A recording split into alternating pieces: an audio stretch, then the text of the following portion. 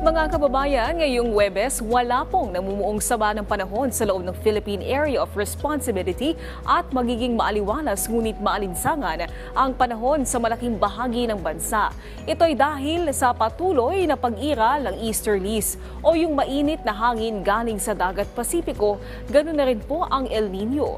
Lumihis na rin ang Philippine Area of Responsibility, ang Intertropical Convergence Zone, na nagdala ng maulap na kalangitan sa katibungang bahagi ng Mindanao. Kaya maaliwalas po sa buong bansa ngayong araw.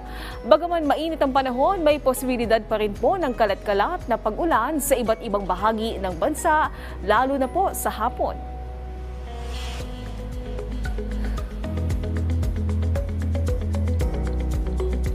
Samantala, mag-ingat pa rin po dahil 39 na lugar sa bansa ang nasa danger level ng heat index ngayong araw. Ibig sabihin, maaaring umabot ang damang init sa 42 to 51 degrees Celsius. Sa ilalim ng ganitong init, lumalaki ang banta ng heat cramps, heat exhaustion at heat stroke. Sa taya ng Pag-asa, pinakamatindi ang init po ngayong araw sa Pili, Camarines Sur na maaaring umabot sa 48 degrees Celsius ang damang init.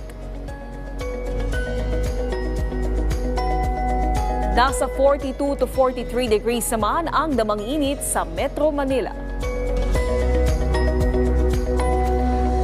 At dahil sa mainit na panahon, patuloy pa rin pong nakapagtatala ng pagbaba ng lebel ng mga dam.